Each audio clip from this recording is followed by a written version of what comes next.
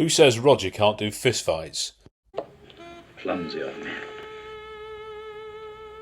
It may start and end with some of the best quips ever, but Roger Moore's James Bond does bleed. You really do have a magnificent abdomen.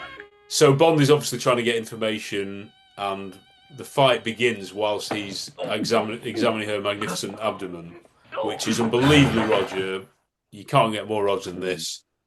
And then it starts in a really funny way, doesn't it? By him being knocked whilst he's kissing her, and then he swallows it's so Roger, the overly done sound effects and everything. We feel the punches, the noises of them, fairly confined, a bit like the Peter Franks in the lift.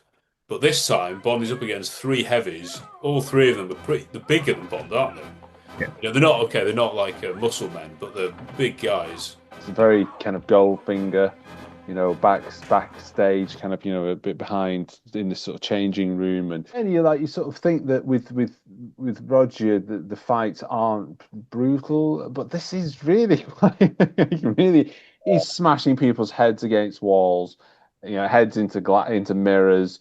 He's spraying people in the face with perfume or what have you. It's such a ruckus that they actually end up exposing the film crew because of what's happening, in the mirror. That's the sort of fight it is that they almost break the fourth wall.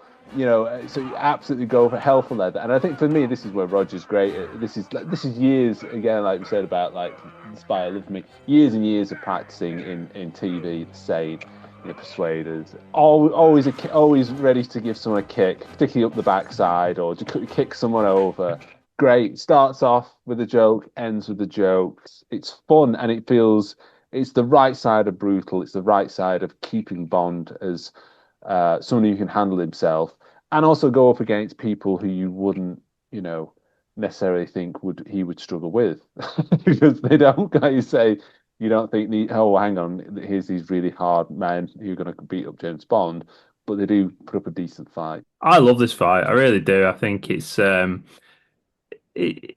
you want in a Roger fight. It's brutal, but it adds, we're going to put hairspray in people's faces, and that's what you only get that in the Roger era, and that's what you want. It's only in a Roger era that you're going to start with a John Barry score, which is basically porno sax music.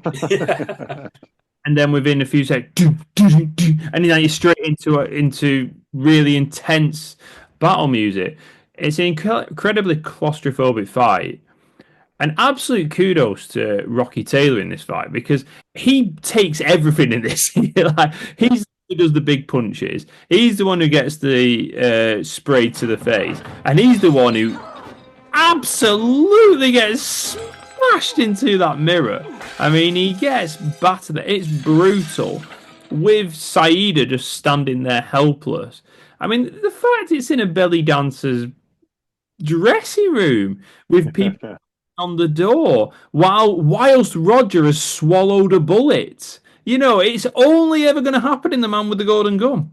When you watch it, it's thrilling enough, I think, that you just go with it. You literally roll with the punches. It's not too long. It's not too short. It does feel like there's a lot of work gone into choreographing it and thinking about it, using the elements.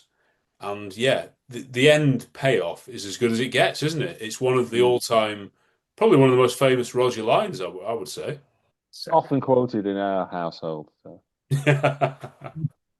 That's the real test. Yeah. Brilliant. I've lost my charm! Not from where I'm standing.